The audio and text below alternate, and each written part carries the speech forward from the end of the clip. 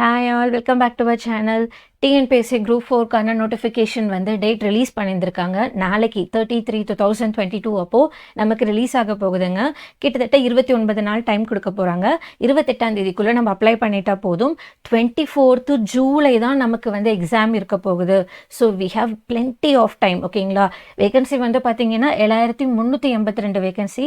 VAO மட்டும் பார்த்தீங்கன்னா 274 சொல்லியிருந்திருக்காங்க.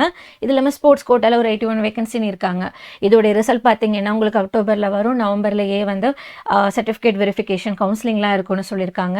நான் உங்களுக்கு அகெயின் ரீகன்ஃபார்ம் பண்ணுறேன்.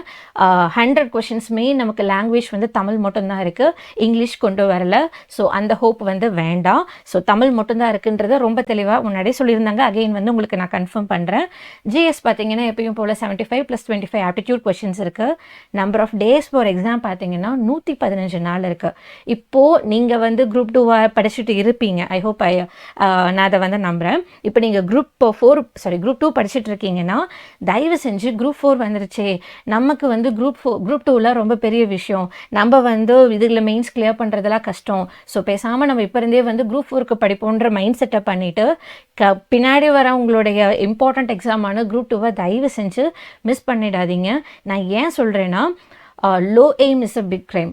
உங்களை விட எனக்கு உங்கள் மேலே நம்பிக்கை இருக்குது. ஷியோராக இந்த டைம் வர எக்ஸாமை யாராக இருந்தாலுமே கரெக்டான எஃபோர்ட்டை கொடுத்தீங்கன்னா கிளியர் பண்ண முடியுன்றதை நான் நம்புகிறேன். ஸோ உங்களுடைய ஃபஸ்ட்டு டார்கெட் நீங்கள் குரூப் 2 வைங்க. May 21 எக்ஸாம் எழுதுறீங்க, உங்களுடைய 200% எஃபோர்ட் கொடுக்குறீங்க. அதை மீறியும் நீங்கள் கிளியர் ஆகலைன்னு தோணுச்சுன்னா அதுக்கப்புறம் நம்ம குரூப் 4 பார்த்துக்கலாம். இப்போவே மைண்ட் செட்டை பண்ணிங்கன்னு வச்சுக்கோங்களேன், நீங்கள் குரூப் 2 எக்ஸாமுக்கு உங்களுக்கு படிக்கிற ஸ்டஃப் இருந்தாலும் உங்கள் மைண்டு வந்து குரூப் 4க்கு ஃபிக்ஸ் ஆகிடுச்சுன்னா இதை கிளியர் பண்ணுறதுல உங்களுக்கே உங்கள் மேலே செல்ஃப் டவுட் வந்துடும்.